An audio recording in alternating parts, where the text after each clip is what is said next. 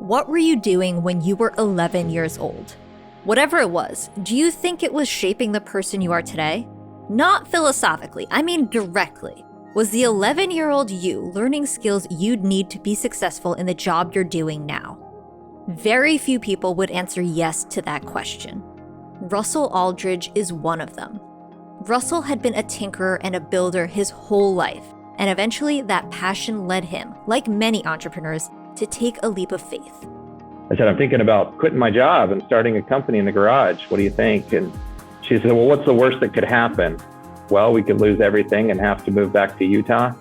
And she said, well, we don't have anything and I'd love to move back to Utah, so go ahead. There's no doubt that the company Russell was starting was a gamble. He called it SISU Cinema Robotics and wanted to build robots that could do, well, pretty much anything. He'd had some practical experience, and yes, as an 11-year-old, Russell was learning the skills he'd apply to this company. But now Russell was a father and a husband. He'd already uprooted his family once to walk into the unknown, and now he was asking them to trust him again. What led Russell here? And how has SISU evolved from that roll of the dice idea into a company that is revolutionizing the film and television industry? Welcome back to the journey. Let's dive in.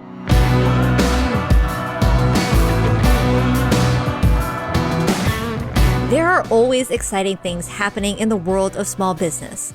The news that grabs the headlines, though, are always the highlights. The overnight successes, the billion-dollar IPOs, the massive exits. But just like your Instagram feed, that's never the whole story. Let's look deeper than the headlines and press photos. Underneath all of that is the real work of building something valuable and lasting. Don't get me wrong, I love crazy success stories and can be drawn in by those big flashy tales just as much as the next person. But we all know that what's more important than the destination is how you get there. It's the struggles you have to overcome and the insights you learn along the way that make you who you are. So those are the stories we're telling. It's raw, it's honest, and maybe it's exactly what you need to hear. I'm Hillary Georgie, and this is The Journey.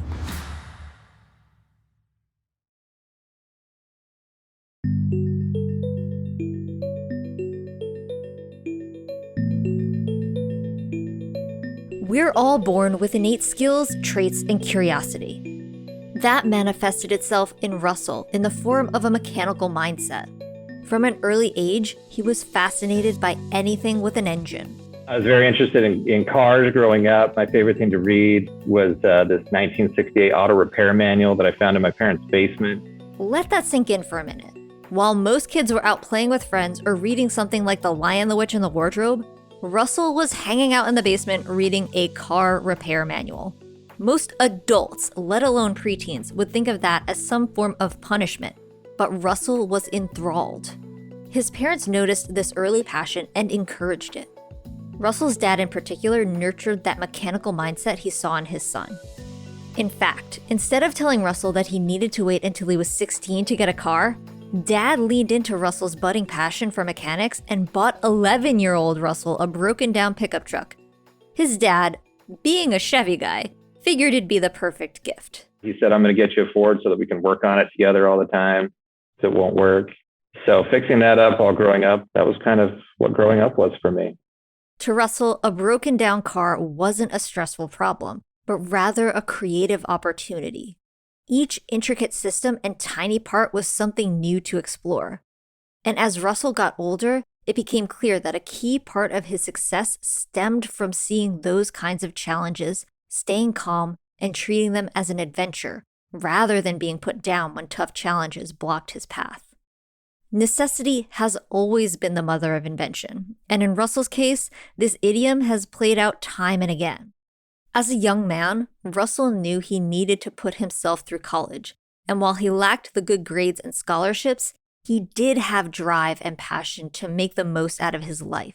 He took up any work he could find to pay for his education, including tapping into some of the experience he gained in his earlier years tinkering with cars and welding. One time I went to the construction yard and there were these 3 semi-trucks and my boss, and none of them worked. They were all overgrown with weeds and filled with bugs. And he said, I want you to make one working truck out of these 3 semi-trucks. And that was My job for the summer was to put together a working semi-truck. We got it all figured out and working out in the field with a wrench, and it was a lot of fun. And so when I went to apply for jobs after that, this list of real world experience that I had working on things was what really helped to get me a job after school. Once he graduated from Brigham Young University, the real world came calling. But Russell didn't take the expected route. No, he was more apt to do things differently. That's how he wound up at National Instruments, a multinational company based in Austin that produces automated test equipment and virtual instrumentation software. I saw them at the career fair. They said, "Do you know what we do?" I said, I think you guys use LabVIEW quite a bit, which was their software. And they said, "Yeah, we make LabVIEW." And I said, "Yeah, well, good for you guys. I love that software." So it didn't start out really good. Actually, when they called me for an interview, it was a bad day. I didn't feel like going, but just really felt like I needed to. So I called back and had the interview. And my wife and I, we didn't know a soul in Austin. We felt like that's where we needed to be. And so we put our 3-month-old baby in the U-Haul between us and drove down to Austin for an adventure. At National Instruments, Russell got to work designing products. And it was doing that job that he first met his future SISU co-founder, Mark Christensen, who worked in product support. He and Mark got to talking, and they found that more often than not, customers would call up with one very particular problem. So people would call in and say, "Hey, I love these robotics products you guys have. Who can help me integrate these? Who can help me make these work for my business?" And we'd say, "You know what? There really isn't anybody who specializes in this right now." And so that's kind of the niche that we left to fill. We wanted to help other companies be successful in the world of robotics using equipment from National Instruments. Clearly, there was a need, and Russell and Mark thought they were the guys who could bring a solution to the market. But before Russell took that step, he had to have a conversation with his wife. I said, "I'm thinking about quitting my job and starting a company in the garage. What do you think?" And she said, "Well, what's the worst that could happen?" "Well, we could lose everything and have to move back to Utah." And she said, "Well, we don't have anything, and I'd love to move back to Utah, so go ahead." And with that, they were off to the races. And by races, I mean hot and sweaty Austin, Texas garages, where every day at 4 o'clock, the mosquitoes would add an extra element of pain to their workdays. Mark's garage was our office. That's where we design everything. And then my garage was where we would build everything. What was neat about it was that the startup costs were pretty low. We each bought a laptop. We bought some hand tools to be able to assemble machines. And really, for a few $1,000s, we got started. I remember, I think we had $10,000 in the bank, and we thought we were rich and we could live forever and we'd be okay. And that went very fast, but it all worked out. This isn't to say that those sweaty, mosquito-laden summer days that turned into long working nights were a dream come true. They had moments of doubt and times when the work they had spent days or weeks on would crash and smash and break. But Russell still had that I can fix anything mindset. And it was that perspective that allowed the duo to persevere. You have to be confident that you can succeed at something, but also pliable enough to change direction when things aren't quite going right. One such moment came when Russell and Mark finally got the green light on a big project they had been pitching to Intel for 9 months. It had been a while since they had heard anything from Intel, and the business bank account was creeping towards zero. So they had been desperately adding small jobs to their workload in order to make ends meet. They had enough work to keep them going for a bit, and that was when Intel came knocking at the door. Intel liked the robots that Russell and Mark had pitched, and the company wanted the pair to create a robot musician. If you're familiar with Animusic, they make a bunch of animated music videos. They had this one video going around the internet for a long time, years ago, with these balls that would shoot out of these pipes and hit instruments and make sounds. And everybody said there's this big debate. This is real. No, it's not real. It's CGI. And so we saw that and we thought, what if we built this for real? What if we actually built it? So that was the idea. It was a crazy idea. And Intel came back and said, yes, we want you to build that. And oh yeah, Intel only gave them a few months to make it happen. To make matters even more complicated, Mark's wife was about to have a baby. By the time the deadline rolled around to bring the robot to Intel, the duo was scrambling. I packed everything in the truck. It wasn't even working when we packed it up, but we had to go to the show because it had a deadline. Mark went to the hospital to see his wife as she had her baby, and then he flew out. We were bad husbands. He flew out to meet me in San Francisco. We pulled it out of the crate, did some tweaks. Magically, it started working. Russell's problem-solving ability proved successful once again. But it wasn't magic that propelled the pair forward with Intel. And it wasn't magic that helped SISU take its next step as a company. Through hard work, 80-hour weeks, and grinding through setbacks, Russell and Mark had proven that the robots they made worked, and now it was time to start scaling. And as it turns out, it wasn't going to get any easier, and there was no movie magic that would allow them to fast forward straight to success. More after the break.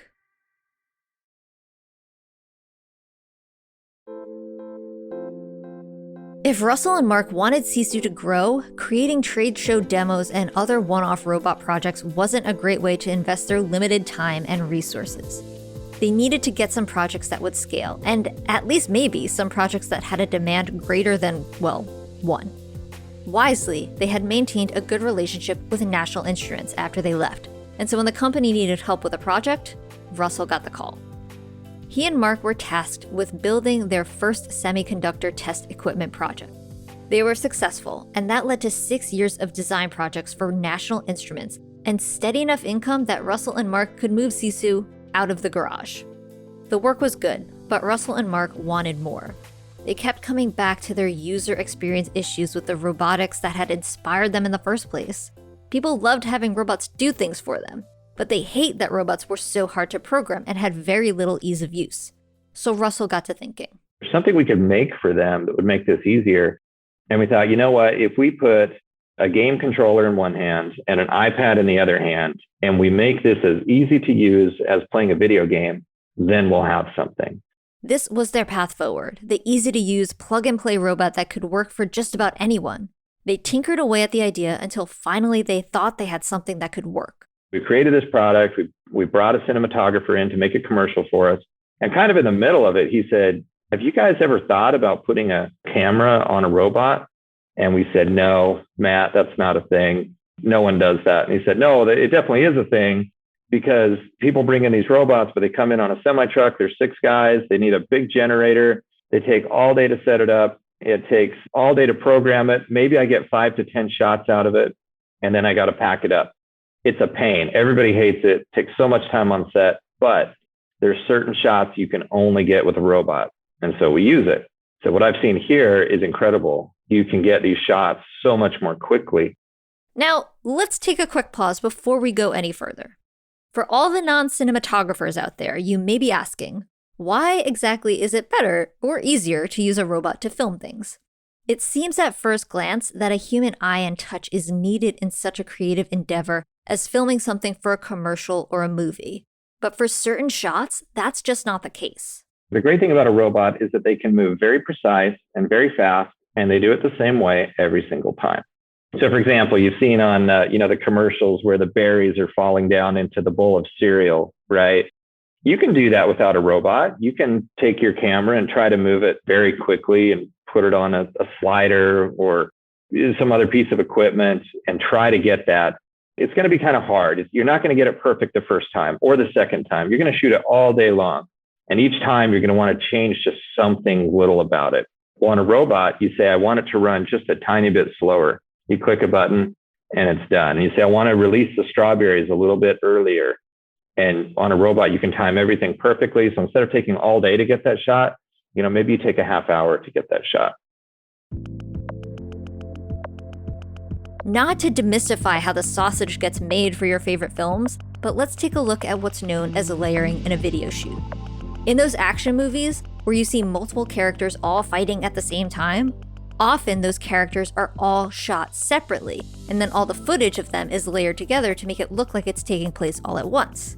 To do that, you need to be able to move the camera exactly the same way across the set over and over again, with different things happening in the frame each time. That's where robots come into the picture. Pun very much intended. And so despite what Russell thought, yes, cameras on robots was very much a thing. So Russell and Mark thought they'd give it a go. They made a robot with a camera on it and decided to see what the people thought. We put it up on Instagram, and these aren't cheap. They're more than $100,000, and we sold 4 of them. Maybe there is something here. Maybe this is a thing. We said, okay, but it's not ready yet. We really need to make this for a cinematographer. We need to change the interface completely on this iPad. and make it really work for how cinematographers think to make it really easy for them. And so that kind of kicked off the cinema. We really pivoted. Russell and Mark put all their energy into making these cinema robots up to and then better than industry standard. They changed the color of their robots from orange to black. They designed the robots to sit on a stand that could fit easily through a doorway. They made the robots simple to use right out of the box. And speaking of that box, that actually brings up another new challenge the duo faced, as if that accomplishment of creating this robot technology hadn't been enough. Now that the robot existed, they had to actually get it into their consumers' hands. They needed an efficient way to ship the robots to their customers. These things they're not light. They're typically not small. So these arms, we sell different sizes, but the typical size can reach out maybe about 6 feet. We have some bigger ones that reach out 10 or 12 feet. So they're big, they're heavy. That's one of the challenges with cinema robots, has just been moving them around. So how do you get something that's this big and this heavy and make it more mobile? How do you make it so you can ship it? And so we had some fun even designing the crates that these things would go on. Power is another thing that's very difficult. These usually run in big buildings with 3-phase power, high voltage. What the customer knows is that there's a goofy outlet on the wall that doesn't look anything like what he usually plugs things into, right? And so he or she will be trying to figure out, how do I power up this robot? So we created this thing called the Smart Transformer. Basically, they get a little suitcase, they open it up, there's all these connectors in it. They just look at what the outlet looks like on the wall. They pick the plug out that matches that and stick it in. And the box figures everything else out. It figures out what kind of power is in the wall. It turns it into robot power and makes it very easy. So that's exciting for customers that are taking their robot from place to place and wondering, I'm going to do a shoot inside this house. How do I power this big industrial robot? And say, well, is there a dryer in that house? Yeah, there's a dryer. Well, unplug it and plug this in instead, and you're good to go. These innovations took years of adjusting and testing out new versions and prototypes. But if we learned anything about Russell by now, it's that he won't stop until a problem, no matter how complex, is solved. And the result of that mindset has been incredible. Tell me about the impact that this has had for your customers, for your clients. Like, how have you heard back from them, like, this is changing the game? We've got a great customer in Ohio, and we sold them one of our first robots, and we called them up a few weeks later. We said, how's this going? Are you able to get these cool shots that you could never get before? And this guy's name's Paul. He says, yes, we can get those shots. We love it for that. But what we didn't expect was that the things that we do all the time, we can now do much more quickly. I said, well, tell me what you mean. He said, well, we used to use our sliders and our tripods and all this equipment. So now we leave our camera on the robot 90% of the time, and it replaces this equipment. And he said, there's a job we do every month. It takes 3 or 4 days. Now we get it done in an afternoon. And they're not a big company. They're a small company, great group of folks, very talented, but this lets them get a lot more work in a lot more quickly. He said, this has changed some of my photography clients into video clients. It's just really changed my business. When 11-year-old Russell was tinkering away on his old Ford, he wasn't dreaming of revolutionizing the cinematography industry. He just saw every problem as an opportunity to learn and to explore, which turned into opportunities to start a business or to pivot his already existing company. Whether it was creating revolutionary new robots for cinema or finding new ways to deliver those robots, Russell's eagerness to see each challenge differently has been the key to unlocking SISU's success. Author Neil Donald Walsh put it this way, quote, "Try to see no one and nothing as the enemy, or even the problem. Cultivate the technique of seeing all problems as opportunities."